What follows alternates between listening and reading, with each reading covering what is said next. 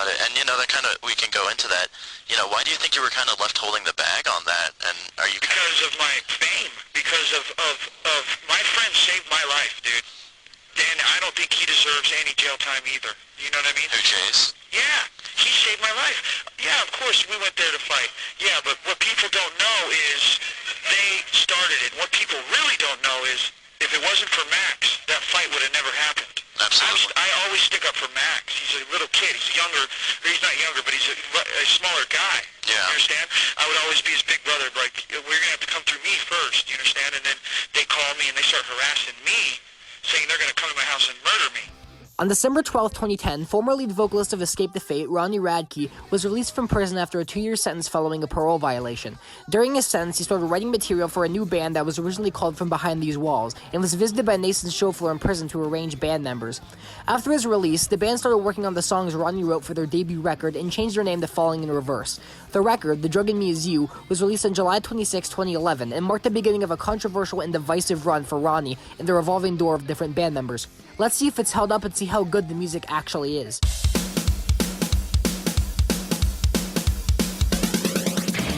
Ronnie described The Drug in Me Is You as a breakup record, but mostly for his time in Escape the Fate and not for an actual relationship. It's definitely apparent on the opening track, Raised by Wolves, where Ronnie sings, "To mistakes I have made to the state, I am trapped inside a Dillinger, diligently thinking of ways to get out of this god-awful place. I have learned that my fate is something I can't escape."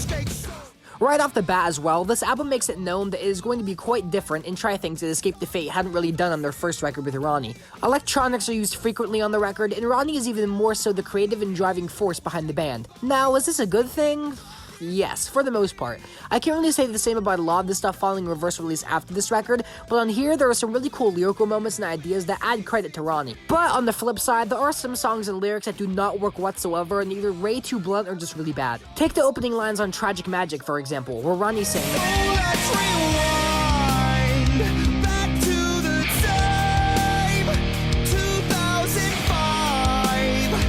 I almost died." It's very on the nose, and while the next lines make up for it in my opinion, it still definitely could have been written a little better. Another example of a song where the lyrics are just not good is the track Good Girls Bad Guys. This is definitely the worst track on the album, and the lyrical content is definitely the biggest reason as to why. The song's instrumental is overall really cool with the killer bridge and guitar solo, but the lyrics on the song are cringe-inducing and haven't necessarily aged that well. This song highlights a lot of the problems in Ronnie's writing, where he's overly goofy and over-dramatizes a lot of things.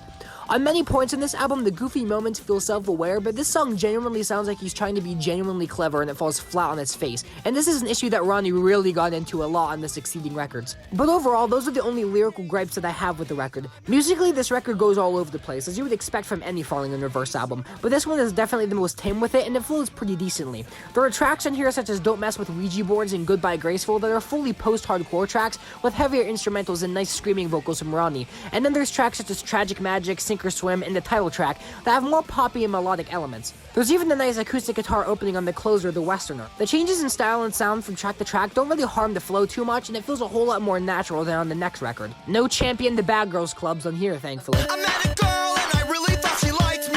The guitar work on this record is something that I really want to highlight because it's probably the best part of the album. Jackie Vincent lays down some insane solos on this album, and they always impress me when listening through the record. Overall, the production is very glossy and in your face, with the exception of Ronnie's screams on some tracks. He sounds very pushed back in the mix, and the instrumental kind of blocks his voice a bit, most notably on Raised by Wolves and Tragic Magic. It's something that I got more used to as I listened to the album, but it's something that I wish was fixed. Now, if we're talking highlights on this album, I'd say that my favorite song overall is I'm Not a Vampire. The goofy moments here are done exceptionally well. The chorus is probably my favorite on the entire album, the pre-chorus is great, and the solo on it is probably my favorite on the album, with the solo from Goodbye Graceful falling right behind it.